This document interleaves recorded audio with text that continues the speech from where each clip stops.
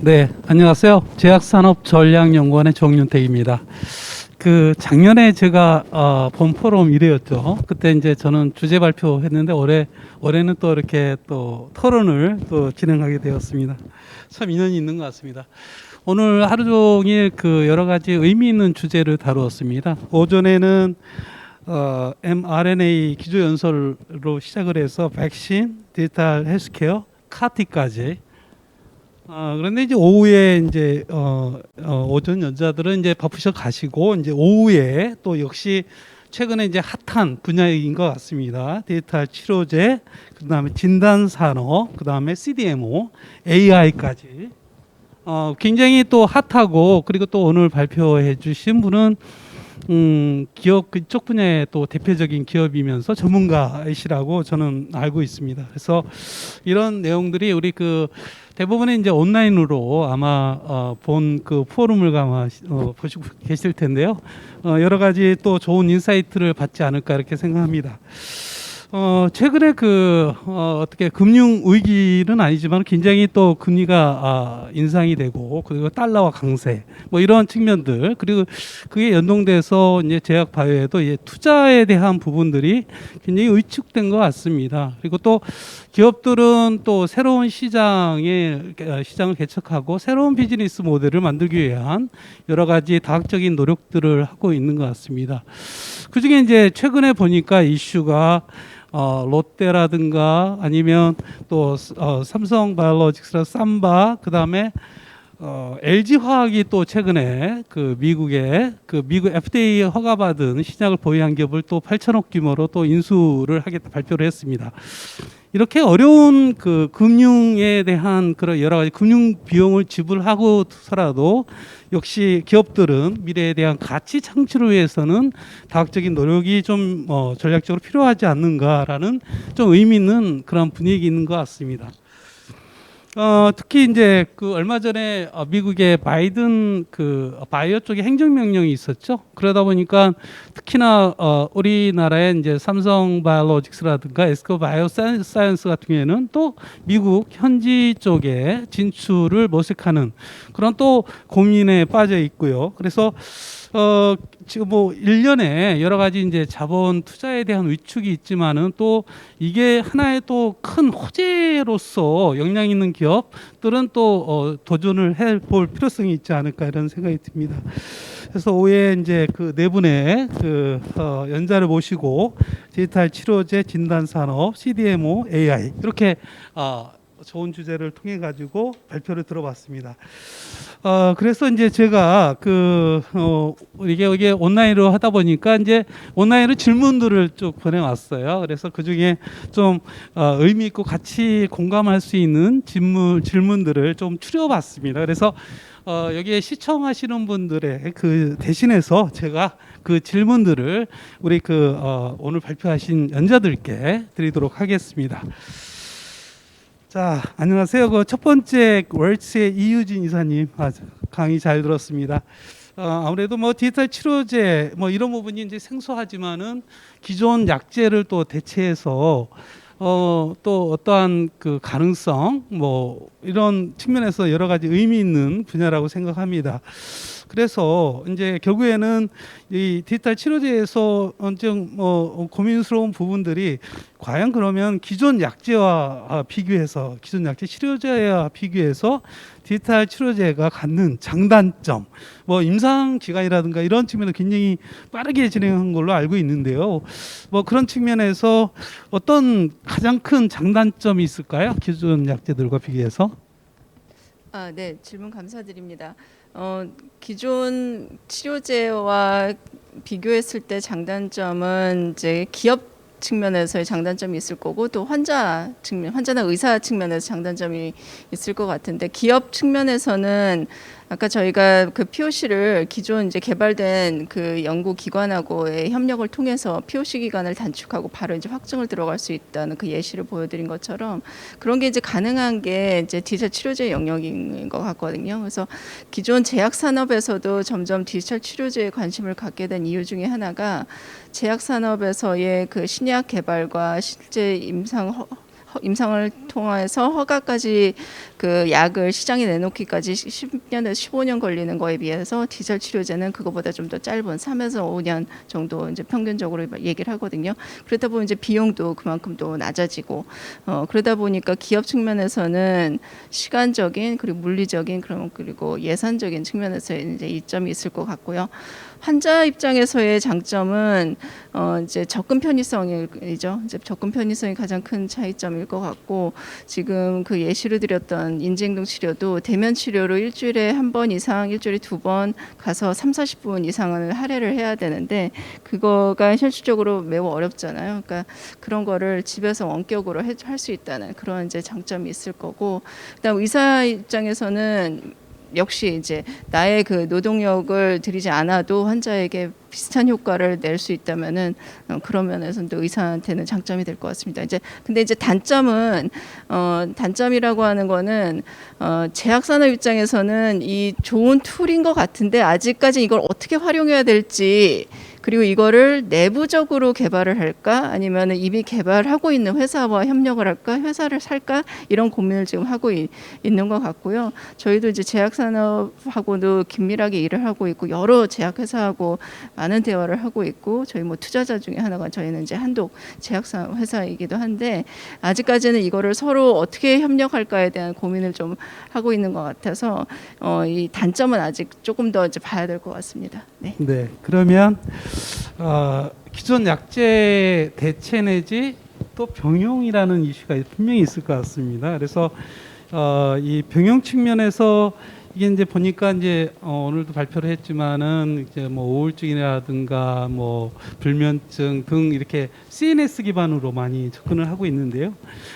이 디지털 치료제가 어떤 질환 쪽에 만약에 기존 약제들과 같이 병용이라든가 대체 측면에서 뭐 어떤 고민을 많이 하면 좋을까요?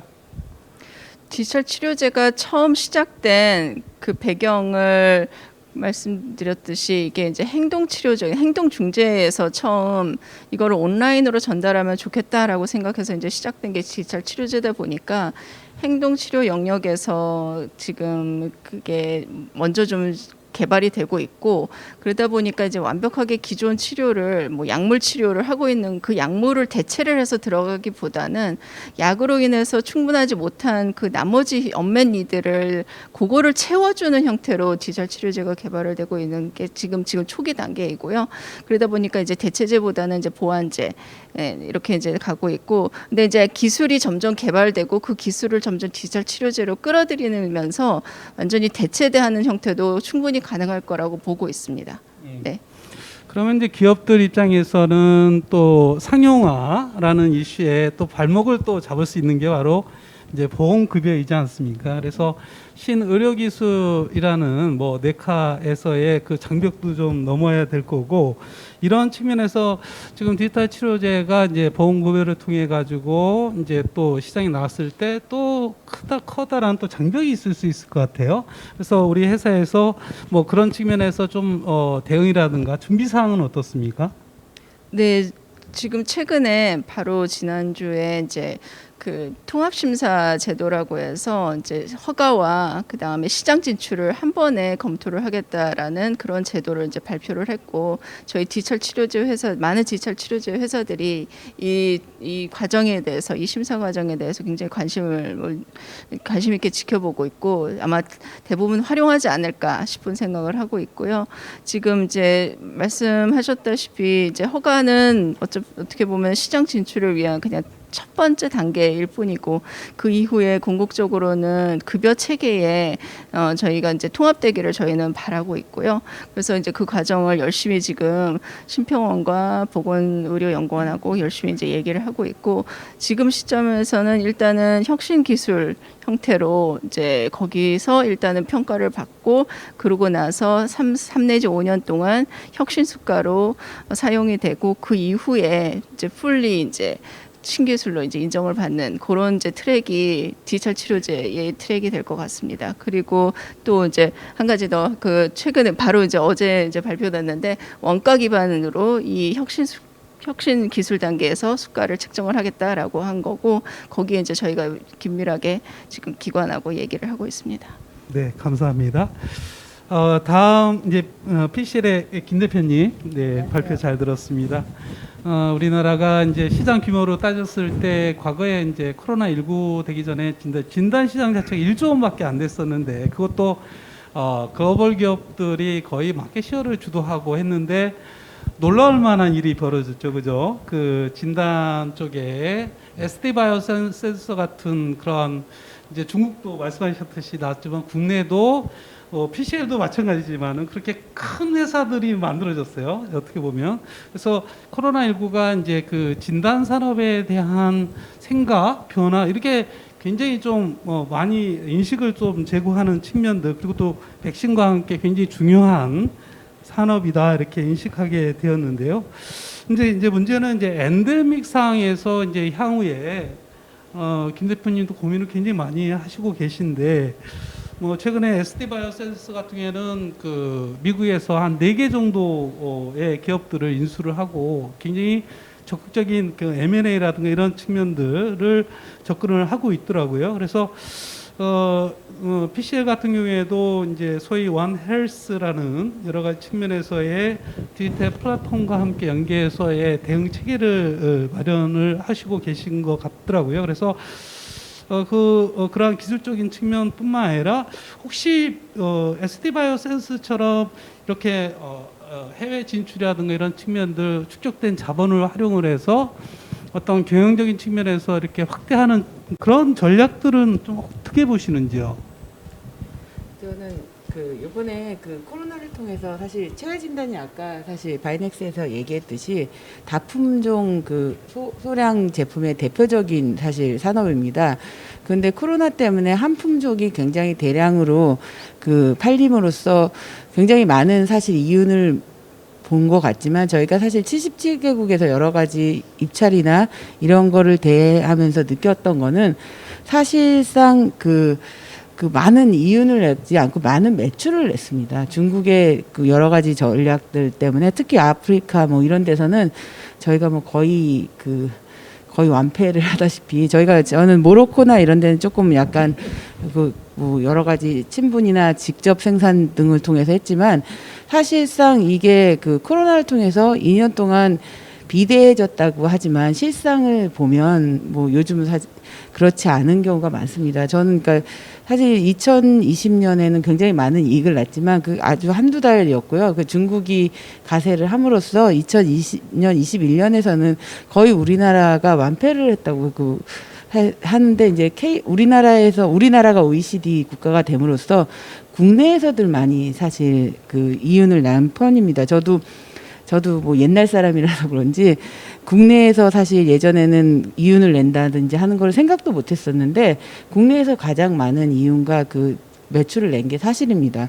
그래서 사실 우리나라가 다품종 그거에서 이거를 가려면 사실 글로벌로 가야 되거든요. 저희가 이제 글로벌 전략으로는 저희도 뭐 스위스 회사라든지 그리고 조인트 벤처, 중국 회사, 여러 가지 원가 절감이나 이런 그리고 또 새로운 기술 개발, 그리고 디지털 헬스케어도 저 해외 회사를 통해서 여러 가지 새로운 글로벌화하는 거를 하고 있는데 저는 우리나라에서 이제 기술도 많이 개발되고 여러 가지 뭐 임상 기술이나 여러 가지가 발달이 된 반면에 마케팅이나 이런 세일즈 뭐 이런 글로벌 네트워크 면에서 굉장히 부족한 것 같습니다. 글로벌 M&A나 뭐 이런 면에서도 저희가 너무 좀 국소적인 면이 있어서 말씀하신 대로 여러 가지 이제 실질적인 M&A 이런 걸 할 수 있는 풍토가 만들어져야 된다고 저는 생각을 합니다. 네.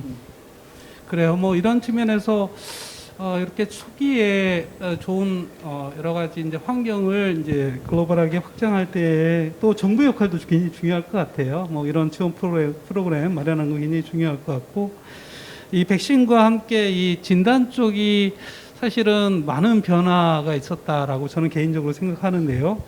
뭐 시적으로 의료에 대한 패러다임 자체가 이제 치료에서 예방으로 넘어가고 거기에 근간이 되는 게 진단과 백신이지 않았을까라는 건데 사실 코로나19 이전에는 뭐 그런 인식을 중요성은 인식하지만은 시적으로 거기에 집중하기에는 조금 조금 우리가 관심 바뀌었지 않는가라는 생각이 들었는데 코로나19로 인해서 굉장히 이제 사고의 전환이 되었다라고 생각합니다. 특히나 이제 진단 쪽과 같은 경우에는 우리 그 제약기업들의 이제 신약 개발에서 보게 되면 요즘에 가장 또 중요한 이슈가 모드 오브 액션 타겟 뭐 이렇게 AI 쪽도 마찬가지지만은 그런 부분에 근거 중심 치료제 개발이 되어야 되고 그리고 또 그게 굉장히 선결 요건으로 이제 관심 사항인데요. 동물용 의약품이라든가 뭐 이런 쪽 이렇게 접근을 하시는데 혹시 이렇게 혁신 신약 쪽이라든가 이런 쪽에 이제 제약기업과 얼라이언스를 통해서 이러한 타겟 새로운 타겟을 규명하고 할 때에 바이오마커라든가 이런 쪽과 연계해서 그런 쪽도 좀 고려를 하고 계신지요, 우리 대표님? 네, 저희가 초반에 이제 제품이 나오기 전에는 사실 가장 많이 했던 것이 그 글로벌 회사와 타겟 파인딩이었습니다. 저희가 멀티플렉스 플랫폼이 있기 때문에 항체나 물은 이런 타겟 아니면 새로운 타겟을 찾아주는 여러 가지 그런 일들을 했었는데요. 그런 거를 통해서 저희가 어떻게 하면 더 빨리 타겟을 찾아주는지 그런 일들을 했었고요. 또 한 가지는 저희가 지금 하고 있는 일 중에 하나는 커스터마이즈드라고 해서 맞춤형 진단입니다.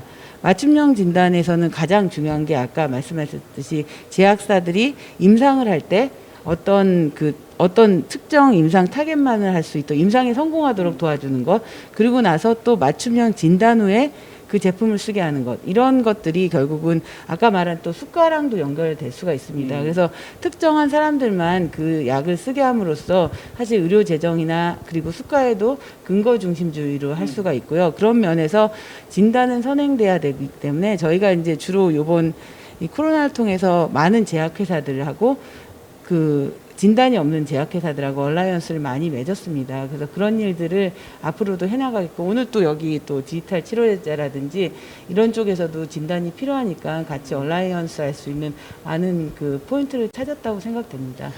네, 아주 좋은 말씀을 해주신 것 같은데 오늘 이렇게 이 방송을 보고 계신 제약 바이오 기업들 오늘 이렇게 다 이렇게 중요한 파트너인 것 같아요. 앞으로 꼭 같이 협력할 아주 중요한 그런 미래를 같이 설계할 그런 파트너라고 생각합니다. 자, 그러면 이제 세 번째로 이제 발표해 주신 바이넥스의 이승복 시장님 얘기 잘 들었습니다. 바이넥스는 또 이렇게 이 정부에서 하는 KBCC 또 인수해가지고 이제 또 공공에서 했던 부분들을 또 민간 쪽으로 또 확대하면서 또 성과를 연계를 하고 특히나 이제 전통적으로 CMO 사업 같은 경우에는 3D 산업이라고 해서 돈이 안 되고 고생만 하는 그런데 이 바이오 약품이 그 분위기를 확 바꿔놨어요. 그죠? 그래서 그게 이제 삼성바이오로직스가 그런 새로운 패러다임 내지는 가능성을 굉장히 많이 제시했다라고 생각합니다. 이런 측면에서 오늘 말씀을 잘 들었는데요.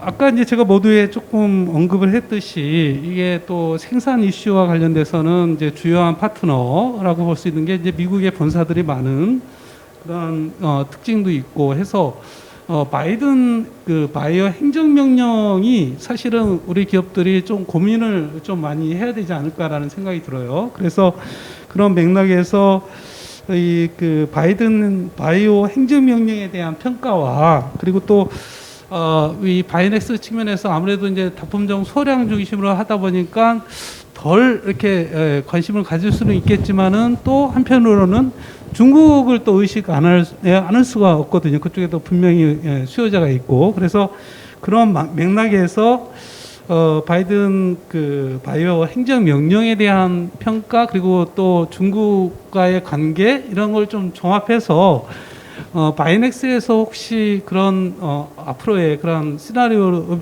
등을 고려해서 대응 전략을 좀 수립했는지 그걸 좀 어려운 질문이긴 하겠지만은 그런 질문을 좀 부탁드리겠습니다. 예. 답변을 부탁드리겠습니다. 이승목입니다. 질문이 정말 어려운 것 같습니다. 혹시 이런 질문을 하실 거라고 예상은 하긴 했는데 실제로 아직 어떻게 보면 정확한 가이드라인이 나오지 않다 보니까는 뭐라고 말씀드리기가 좀 애매한 것 같습니다. 이건 결국에는 미국의 보호무역주의에서 나온 부분이긴 하고요. 그러나 지금 뭐 삼바나 셀트리온이나 뭐 저희 같은 이런 CMO나 이런 의약품 생산을 시설 가진 기업 입장에서 봤을 때 그 영향이나 여파가 그리 크지 않을 거라고 좀 생각은 하고 있습니다. 지금 많은 기사들을 나와 보는 거 봐도 그런 것 같고요. 뭐 그 이유는 일단은 어떻게 보면은 그 바이든 정부의 그런 행정명령 같은 경우는 미국 내에 있는 어떻게 보면은 기업들로 하여금 자기네 나라에 미국 내에 시설을 많이 지어라라는 게 아닌가 저는 싶습니다. 지금 오히려 미국 내에 있는 오히려 생산 시설의 캐파가 더 큽니다. 그리고 오히려 거기도 지금 코로나 그 백신 파이자 같은 경우에도 미국에서 생산해서 다 공급을 한 거고요. 이건 어떻게 보면은 본인들은 수출은 다 하고 그 외국에서 들어오는 거는 막겠다라는 얘기이기 때문에 실질적으로 큰 영향이 있을까라는 생각은 들고요. 그래도 지금 삼성 같은 경우에는 이미 뭐 미국이라든지 이런 지역에 생산 시설을 짓겠다라고 고민을 이전부터 했던 부분이 있기 때문에 뭐 그런 부분은 충분히 고려를 할 만한 것 같고, 저희 바이넥스 같은 경우에는 그런 뭐 삼성보다는 좀 타격은 좀 덜한 것 같습니다. 예, 그리고 뭐 중국 시장 같은 경우에는 저희 바이넥스도 중국 시장에 진출하기 위해서 많은 노력을 하고 있고, 그리고 많은 회사와 또 컨택을 통해 협업도 진행한 바 있습니다. 그리고 현재는 또 많은 중국 기업들에게 바이오 의약품 서비스를 제공하고 있는 부분도 있고요. 뭐 아직 지금 상황에서 정확하게 어떻게 될 거라기보다는 조금은 좀 기다려봐야 되지 않나 싶습니다. 뭐 답을 정확하게 드리지 못해서 죄송한 부분이 있는데요. 말씀드리기가 좀 약간 애매한 부분인 것 같습니다. 어쨌든 간에 제가 볼 때는 이제 그 무역에 대한 패러다임이 바뀌었죠. 그 글로벌 밸류체인이라는 글로벌 공급망 자체가 트럼프 정부 때의 중국과의 무역 갈등과 함께 자국에서 이렇게 하나의 그 어떤 무기화 뭐 이런 측면들이 굉장히 무역에서의 그런 이슈가 나오는 것 같습니다. 그래서 그런 맥락에서 이렇게 쭉 이렇게 확대해 보게 되면 결국은 뭐 이 바이든 대통령이 이제 중간 선거를 염두한 뭐 이런 것도 있긴 하지만 무역의 질서, 무역의 규범이 좀 변화를 하니까 우리 기업들이 그 역시 준비를 해야 될 거라고 생각하고, 이거는 하나의 일개 기업의 문제가 아니고 우리 그 정부 차원에서 조금 더 전략적으로 대응을 좀 마련해서 기업과 함께 대응을 할 수 있는 체계가 좀 필요하지 않는가 뭐 이런 생각을 좀 해봤습니다. 그리고 또 두 번째는 아까 이제 CDMO에 대한 여러 가지 이슈와 패러다임을 쭉 소개하시면서 이제 소위 바이오벤처들 아무래도 생산 기지도 없고 이제 결국에는 이제 중요한 고객, 미래에 대한 잠재적 고객이지 않습니까? 그걸 굉장히 중요시 하는 것 같고 저도 동감을 하고요. 그래서 삼성바이오록시도 역시 이제 뭐 바이오벤처들과 얼라이언스를 통해서 그런 그 비즈니스 모델을 계속 확대하고 있는 것으로 알고 있는데요. 실적으로 바이넥스도 그런 얼라이언스를 좀 더 강화를 하고 계신가요? 네, 뭐 저희도 이런 주요 많은 고객들이 벤처 기업들이고요. 이 벤처 기업들이 어떻게 보면은 가장 중요한 목적은 임상 뭐 제출이고 이제 허가를 받아야겠죠. 이 과정을 위해서 저희도 이제 지원을 하고 있고, 저희 그 전략적으로 같이 협력할 수 있는 부분에 대해서는 많이 고민을 하고 있습니다. 뭐 전략적인 투자도 고민을 하고 있는 부분이고요. 또 지금같이 어떻게 보면은 바이오 시장, 의약품 시장 이제 벤처 쪽이 이제 얼어붙은 적이 없었던 것 같습니다. 올해 참 많이 어렵다고 하시는 기업들이 상당히 많이 나와 있습니다. 왜냐하면 그만큼 이 코로나로 인해서 자금이 경색돼 있는 부분이 분명하고요. 그러면 과연 이런 바이오 벤처 기업들이 어디서 또 자금을 들여와서 또 이런 생산을 뭐 개발을 계속 지원해야 될 거냐? 뭐 저희가 이런 부분에 있어서 뭐 정부도 당연히 지원을 해야겠지만 저희 같은 CDMO 기업도 아까 제가 말씀드린 것처럼 저희 혼자만 잘해서 할 수 있는 비즈니스가 아니라고 생각을 하고 있습니다. 저희 바이오 기업이 잘 돼야지 이 CDMO도 같이 동반 성장할 수 있다고 생각을 하기 때문에 저희가 여러 벤처 기업과 저희가 협력할 수 있는 부분은 다각적으로 검토를 하고 있는 상황입니다. 기본적으로 지금 글로벌 시장 트렌드 자체가 이제 세컨더리 케어, 소위 스페셜티 의약품 중심으로 시장이 재편되고 있고, 거기에 이제 맞춤형이라는 이제 키워드가 이제 같이 부과되면서 사실 그 모든 것들에 대한 생산 기지를 갖추는 게 현실적으로 불가능하기 때문에 지속적으로 앞으로 그 아웃소싱 그룹, 즉 그 CMO나 CDMO를 활용할 수밖에 없는 그런 추세인 것 같은데요. 그런 측면에서 이제 CDMO가 가져할 영향들 뭐 여러 가지 소개를 해주셨는데, 제가 볼 때는 이제 가격 경쟁력은 약간 올드한 지표인 것 같고, 이제 기술 경쟁이 굉장히 중요할 것 같고요.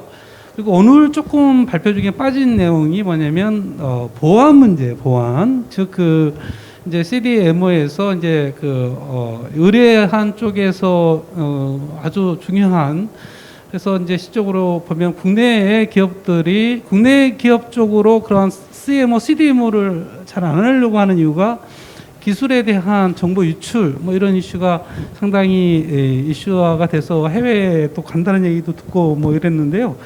그런 맥락에서 바이넥스도 이제 CDMO 이런 비즈니스를 하고 계신데 보안에 있어서는 어느 정도의 수준으로 그거를 접근을 하고 계신지. 일단은 뭐 보안은 당연히 철저히 이루어지고 있는 부분이 맞고요. 어떻게 보면은 그 고객사, 그러니까 바이오 기업이 갖고 있는 그 기술 자체, IP가 어떻게 보면은 그 기업의 가장 큰 자산이라고 할 수 있습니다. 그 부분이 그 CDMO나 이런 쪽에는 당연히 기술 이전을 통해서 넘어올 수밖에 없는 거고요. 그 자체에 대해서 보완이 이루어지지 않는다는 거는 CDMO로서는 전혀 어떻게 보면은 가치가 없는 기업이라고도 볼 수 있을 것 같습니다. 아까 말씀해 주신 대로 아마 그 한 10몇 년 전 뭐 그런 부분에는 그런 보완적인 이슈가 있었을 수 있으나 지금은 오히려 더 철저한 그 보완을 통해서 시스템도 항상 그 권리를 부여받은 사람만이 액세스를 할 수 있는 상황이고요. 특히 고객사가 가장 중요시 여기는 게 셀 뱅킹, 그 세포주의입니다. 이런 부분도 정확하게 액세스 할 수 있는 사람들만 액세스를 하면서 보안을 철저히 관리하고 있습니다. 오히려 저희 국내 기업들 같은 경우에는 이제 한국에 있는 CMO보다는 중국에 있는 CMO를 활용하실 때 최근에는 걱정을 더 많이 하시는 부분이 있는 것 같습니다. 혹시 제가 알기로 기억에 ISO 부분에도 보안의 그 인증을 받는 항목이 있는 걸로 알고 있는데요. 혹시 그 바이오넥스도 그런 ISO 보안 관련돼서 인증을 혹시 받으셨나요? 그거는 제가 저희 이제 담당 QA 쪽 네네네. 그래서 알겠습니다. 제가, 예. 상당히 중요하다는 거 다시 한번 예. 좀 강조를 드리고 싶고요. 예, 발표 잘 듣고 질문에 답변 감사드립니다. 마지막으로 이제 AI입니다. 뭐 사실 AI 하면은 세상을 앞으로 계속 바뀔 거고, 특히 우리 생활은 이미 이제 현실화됐고, 시작 개발에도 이게 알차게 IBM의 왓슨 그 헬스케어 같은 경우에도 이게 굉장히 좀 획기적이다 뭐 이렇게 했지만은, 사실 그 IBM의 왓슨 헬스케어도 이제 일부 이제 포기를 하고 이제 뭐랄까 임상 쪽으로 이제 집중하는, 그러면서 이렇게 되는에도 불구하고 대부분의 전문가들은 이제 미래는 AI를 중심으로 갈 수밖에 없다라는 거는 누구도 부인을 안 하는 것 같아요. 이제 다만 얼마만큼 현실화시키느냐, 뭐 이게 굉장히 관건인 것 같은데요. 그런 맥락에서 팜캐드가 이제 오늘 좀 이렇게 우 대표님 그 발표를 보니까 좀 많이 접근을 하나씩 많이 하고 있다라는 좀 개인적인 생각이 들었는데, 그런 연장선에서 이제 수많은 AI 기업들이 있습니다. 국내에도 많고 이제 임상 단계도 뭐 팜캐도 마찬가지 들었지만은 많은 기업들이 이제 시도를 하고 있고, 특히 이제 해외에도 역량 있는 기업들이 굉장히 많이 있고, 제가 알기로는 조금 유사한 비즈니스 모델도 좀 봤거든요. 그래서 펑캐드가 이제 오늘 뭐 동영상도 소개를 해주셨고 했는데 다른 AI 신약 개발 회사와 어떤 측면에서 가장 크게 차이점과 강점을 가지고 있는지 이제 글로벌 수준에서요. 뭐 이런 거를 한번 좀 설명을 해주시면 더 이렇게 펑캐드라는 그 회사를 다시 한번 인식을 할 수 있지 않을까 이렇게 생각합니다. 네, 감사합니다. 여튼 잘 들어주셔서 감사드리고 사실 그거는 굉장히 사실은 쉬울 수 있으면서도 어려운 질문이거든요. 특히 이제 글로벌 경쟁 회사라고 하면 너무 좀 지금 잘 나가고 있는 뭐 베네벌런트, 아토마이즈, 그다음에 뭐 엑센시아 같은 그런 큰 기업들이 있고요. 이제 저희도 역시 거기에 맞춰서 이제 지금 팜캐드를 하고 있는데 아까 저희 가장 강점 중이라고 얘기를 하고 싶은 건 뭐냐면 아까 잠깐 말씀드렸던 IBM 왓슨을 만약에 예를 들면 사실 저희가 제가 2019년도 회사를 설립을 막 하기 직전에 그 IBM 왓슨의 그 설명을 들으러 갔습니다. 그래서 저 역시 AI가 어떻게 세상을 바꿀 수 있을지 그리고 나도 저러한 거를 통해서 신약을 만들고 싶다는 생각을 했었는데 그 후에 나왔던 건 지금 말씀해 주신 대로 약간 사업비를 좀 적고 다른 쪽으로 갔는데 그 후에 대해서 스스로 많은 생각을 했었습니다. 왜 그렇게 각광받던 것이 이렇게 좀 그렇게 됐을까 봤을 때 결국 AI라고 하는 것은 결국 아까 제가 잠깐 말씀을 드렸듯이 도메인 난리지와 데이터가 같이 접목을 했을 때 가장 최고의 시너지 효과가 나오는데 도메인 난리지란 거는 이제 기본적으로 저희가 한 것이라기보단 기존에 정말 수없이 많은 물리학자, 화학자, 생물학자들이 했던 그런 그 어떤 사이언스가 있지 않습니까? 근데 이 데이터라는 것이 가끔 보면은 예를 들면은 똑같은 당뇨병이라고 해도 A라는 치료 방법이 좋은지 B라는 치료 방법이 좋은지 이렇게 논란이 됐을 때 그런 것들을 내가 데이터로 어떻게 식별할 수 있을지가 바로 이 AI를 활용하는 그 입장에서 가장 중요한 것이라고 생각합니다. 데이터는 데이터이지 그것이 트루인지 폴스인지 컨트로버셜한 건지는 사실은 인간이 판단을 해야 되는 것이거든요. 그래서 제일 중요한 거는 데이터의 폼의 형식을 떠나서 과연 이 데이터는 얼마나 믿을 만한 건지에 대한 바로 도메인 난리지가 없으면 그냥 그런 많은 데이터를 내 플랫폼에 집어넣었을 때 결국 나쁜 예측이 나올 수밖에 없습니다. 그래서 제가 지금 아까 말씀드린 그 똑같은 맥락으로 말씀드리면 왜 팜캐드에서 처음부터 나갔을 때 AI 신약 회사라고 안 하고 물리학과 AI를 접목한 회사라고 하냐면 그 물리학이 바로 내가 쓰는 데이터가 진정으로 의미가 있고 가치가 있고 정제된 데이터인지 아닌지를 보고서 가겠다는 뜻입니다. 그게 저희가 다른 AI에 많이 포션을 둔 회사와 다른 차별점이라고 말씀드리고 싶습니다. 네, 나중에 이제 실력을 한번 이제 입증을 해주시면 감사하겠고요. 이어서 저희가 이제 저도 이런 AI, 빅데이터 관련돼서 이제 포럼 세미나를 좀 이렇게 해보면 트렌드 자체는 AI 기업과 이제 전통적인 제약 신약 개발 기업과 얼라이언스 이게 아주 필수 불가결하게 아주 중요한 이슈더라고요. 그래서 지금 팜캐드도 마찬가지로 아이진이라든가 이런 회사와 협력을 통해서 하고 있는데 아무래도 이제 경험도 있고 또 여기에 AI 기업이다 아니면 제약 기업에서 이런 파트너십 이렇게 할 때에 조금 아무래도 이제 그 한국 문화상 이렇게 다른 기업과 얼라이언스 맺는 게 참 쉽지 않습니다. 네, 그래서 이 문화적인 측면들 그리고 또 조직을 어떻게 구성을 하고 운영 체계는 어떻게 하면서 또 워킹 그룹은 어떻게 해야 될지 그리고 자료 교환은 어떻게 해야 할지 이게 우리 한국의 문화상 참 쉽지 않은 문제인데 뭐 그런 협력 모델에 있어서 혹시 경험을 바탕으로 어떤 부분들 어떤 측면에서 어떻게 우리가 고민해 가지고 가장 베스트한 협력 모델을 끌어야 될지 그런 팁 한번 있으시면 좀 주시면 고맙겠습니다. 감사합니다. 사실 저는 이제 지금 현재 이제 그 팜캐드 대표이지만 이제 부경대에서 물리학과 교수를 하고 있고요. 저는 물리학과 교수지만 사실 이제 백그라운드 첫 번째 학부는 생화학을 하고 그 다음에 물리학 박사를 받고 포닥은 화학과에 있었거든요. 그래서 생화학과의 분위기, 물리학의 분위기, 그 다음에 화학과의 분위기가 사뭇 좀 다르더라고요. 어떤 거냐면 사실 그게 이제 제가 이 AI를 통합해서 이 제약을 하는데 많은 도움이 됐는데요. 각각마다 굉장한 프라이드들이 있고요. 예를 들면 저희가 이제 스몰 몰레큘을 만들어서 이제 그 제약회사에 이제 드릴 때 이걸 합성해 보라고 하시면 실질적으로 저희는 좀 신테틱 피저빌리티라고 하는 굉장히 그런 어떤 난이도를 가지고 드리지만 실제 받아들이시는 입장에서는 또 다른 생각을 하시는 거예요.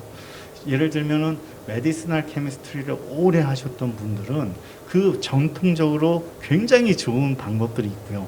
AI가 예측한 거는 역시 데이터 근거이기 때문에 이게 잘 융합되는 쪽도 있고 약간 이렇게 거부되는 쪽도 있었고요. 그래서 이건 어떤 거냐면 아까 잠깐 말씀드렸듯이 각 분야마다 특히 이렇게 사이언티스트 입장에서는 다 프라이드가 있는데 이게 이쪽이 틀리고 저쪽이 맞다라고 하는 게 아니고 모든 사람들이 열린 마음으로 진짜 열린 마음이 없으면 결국 거기에 이렇게 갇혀지는 걸 봤습니다. 그래서 저희도 연구원들이 물리학과 출신, 화학과 출신, AI 뭐 이렇게 다 있지만 결국 같은 그 중에서도 굉장히 빠르게 성장하는 친구들은 오픈 마인드로 내가 아니지만 난 저걸 배우고 싶어하는 의지가 있는 친구들이 확실히 빠르게 가는 것 같고요. 역시 오픈 마인드로 가야만 이 사업을 할 수 있다고 생각합니다. 그래요. 그냥 원론적으로 말씀하셨는데 아마 굉장히 우리나라 문화상 쉽지 않은 건데 조금 더 이제 해외 사례라든가 이렇게 스템적인 측면에서의 그런 고민도 좀 많이 필요하지 않는가 막 이런 생각이 듭니다. 그리고 또 중요한 부분이 제가 보니까 이제 얼마 전에 바이오벤처 회사를 만났는데 뉴모리클이에요. 그런데 이제 타겟을 규명을 했대요. 그런데 어떻게 했느냐? 뭐 보통 타겟을 하면 바이오마커라든가 아니면 동물 모델 뭐 이렇게 중심으로 해서 타겟들을 잡아내는데 AI를 통해서 했다라고 하더라고요. 네. 특히 아까 이제 중요한 부분이 그 리드 컴파운드 지금 바이오벤처들의 첫 번째 죽음의 계곡이 바로 리드 컴파운드를 오토마이제이션 하는 거거든요. 네.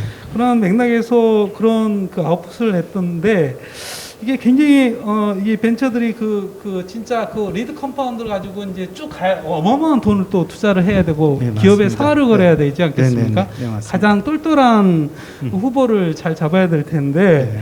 그러한 맥락에서 아무래도 이제 시적으로 이제 그런 중요성을 굉장히 잘 아시고 계실 것 같은데요. 그런 팁과 함께 그 경험을 통해서 다시 한번 좀 말씀을 해주시고요. 그 다음에 이제 발표 중에 이제 또 중요한 부분이 이 데이터에 대한 검증 소스 굉장히 중요한데 그거는 이제 발표를 안 해주셨더라고요. 그래서 이런 빅데이터가 어디 기반에서 어느 소스를 활용하고 계신지 그래서 그 빅데이터가 우리 회사 갖고 있는 빅데이터가 뭐 다른 어떤 그룹의 AI 회사보다 굉장히 신뢰하고 굉장히 많은 정보에 방대한 정보를 축적을 했다. 뭐 이런 걸 한번 좀 강조를 해주시면 좋겠습니다. 네, 알겠습니다. 일단 뭐 첫 번째 잠깐 아까 말씀드렸던 것 중에 이제 타겟 선정 같은 거를 이제 AI를 통해서 타겟 선정을 AI를 통해서 하는 것들은 사실 이제 굉장히 제 입장에서도 굉장히 익사이팅한 것이고 또 어떻게 보면은 지금 제약회사 이쪽 부분에 굉장히 많은 컨트리뷰션을 할 거라고 생각을 합니다. 근데 아까 제가 말씀드렸듯이 이제 저는 자체가 기본적으로 이 제약 스몰 몰레큘을 만든다는 것이 단순히 어떤 AI라든가 어떤 특정 기술보다는 결국은 많은 그 관련 분야와 디스커션을 통해서 이것이 정말 적당한 답이라고 찾았을 때가 가장 확률이 높다고 생각을 합니다. 그래서 저 같은 경우는 이 타겟을 선정을 하는 경우에는 AI 자체보다는 실질적으로 생물학자와 또 많은 디스커션을 합니다. 그래서 기본적으로 이 생물학자들이 그 필드에서 느꼈던 그 타겟에 대해서 좀 더 많은 웨이팅을 주고 있고요. 그래서 현재까지 저희 팜캐드에서 타겟 셀렉션은 어떤 AI나 데이터베이스보다는 실질적으로 필드에 있는 바이올로지스트를 통해서 타겟을 가게 됩니다. 그래서 저희 예를 들어 아까 발표했던 항혈액 응고제 같은 경우도 제가 했던 UNC에 있는 그 교수님이 한 30년 정도 일했던 분야에서 같이 디스커션을 통해서 골랐던 타겟들이고요. 그래서 그런 것들이 오히려 조금 더 리얼 월드에서는 좀 현재까지는 그래도 워킹하지 않을까 생각하는데 그래도 언젠가는 AI를 통해서 이렇게 가야 되지 않는가 생각합니다. 그거는 어떻게 보면은 뭐 호불호, 뭐 어떤 취사 선택과도 관련돼 있는 것 같고요. 그다음에 이제 아까 말씀드렸던 이제 데이터를 말씀드렸는데 정말 기본적으로는 만약에 타겟을 우리가 예측을 해야 된다면 이제 가장 퍼블릭 데이터인 뭐 PDB 그리고 스몰 몰레큘 같은 건 징크, 캠ber 이런 모든 데이터 지금 오픈 소스로 있는 건 모두 데이터베이스를 쓰지만 아까 얘기했듯이 이것만으로 사실 AI 트레이닝을 하기가 굉장히 쉽지가 않습니다. 예를 들면 독성 데이터 같은 거는 사실은 이제 뭐 밀리언 정도가 돼 있으면 되게 좋겠는데 저희가 정제된 데이터는 뭐 few thousand 정도밖에 안 돼요. 그러면 이걸 갖고 AI 그 멋진 알고리즘을 적용하는 것들이 사실은 한계 있습니다. 그래서 저희 대표적으로 지금 저희가 그 2019년 회사를 설립하자마자 바로 시작했던 게 바로 2차 데이터를 창출을 하는 건데요. 예를 들면 저희가 스몰 몰레큘을 AI로 막 제너레이션을 하게 되면 이 스몰 몰레큘의 파라미터, 특히 이 스몰 몰레큘을 가지고 있는 전하들이 어떻게 되는지 다 계산을 해야 되는데 저희가 캠블에서 대표적인 스몰 몰레큘 10만 개를 뽑아서 한 2년 동안, 3년 동안 계산을 했습니다. 이건 저희가 쉬지 않고 계산을 해서 거기서 데이터를 뽑아서 그 데이터를 가지고 트레이닝을 학습을 해서 저희가 지금 작업을 하고 있습니다. 이런 것들이 2차 데이터를 통해서 양자 데이터를 통해서 저희가 가지고 있는 이제 보유한 데이터고요. 프로틴 인터랙션도 그렇고 기본 퍼블릭 말고 저희 사이언스를 통해서 나온 데이터를 갖고 트레이닝을 시키고 있습니다. 네, 잘하겠습니다. 시간이 조금 남았습니다. 그래서 이제 오늘 발표도 하시고 제 질문에 답변도 하셨는데 마지막 한 10초, 20초 정도 이렇게 마지막 좀 발언을 하고 제가 모두 정리하는 시간을 갖도록 하겠습니다. 우리 첫 번째 연자하신 한 10초, 20초 간단하게. 예.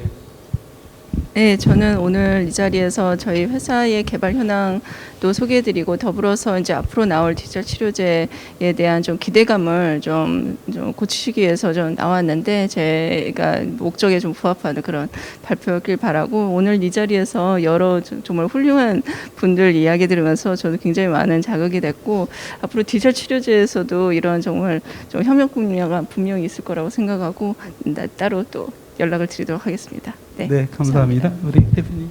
예, 저는 또 기술 사업화한 입장으로서 기술 사업화의 좋은 모델이 되고 좋은 회사가 되도록 노력하고 더군다나 이제 아까 식약처나 복지부, 뭐 보험급여 여러 가지 규제들이 굉장히 많아서 사실 새로운 기술 산업이 발전하는데 굉장히 사실 지장이 많습니다. 그래서 그런 규제 면에서도 굉장히 그 규제를 사실 대폭 완화해서 시장의 논리로서 기술이 사업화될 수 있도록 해야지 국내 기술 저희가 후발주자 아닙니까? 그래서 그 후발주자가 사실 지금 선두를 잡을 수 있는 방법은 저는 디지털 헬스케어가 아주 중요한 아무도 없기 때문에 중요한 때일 때 계속 규제를 만들지 말고 풀어서 저희가 선두를 나갈 수 있도록 발목을 잡지 않는 그런 규제 그런 정부에서 대책을 마련해 줬으면 하는 바람입니다. 네. 좋은 말씀 감사드리겠습니다.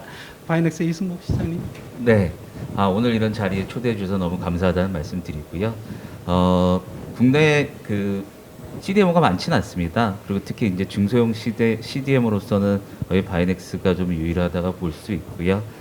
저희는 뭐 국내에 있는 바이오 기업들이 글로벌 선진 시장에 진출할 수 있도록 최선을 다해서 지원을 하고 있고 또한 코로나19 기간 동안 저희가 어려움을 겪었던 뭐 원부자재라든지 장비들 이런 문제들의 국산화에 대해서도 지금 현재 많은 기업들과 협업을 통해서 국산화를 하려고 노력을 많이 하고 있습니다. 이런 모습들을 잘 지켜봐 주셨으면 좋겠고요. 앞으로 좋은 모습 보이며 또 더욱 성장하는 모습 보일 수 있도록 하겠습니다. 감사합니다. 네, 감사합니다. 시장님. 예. 네.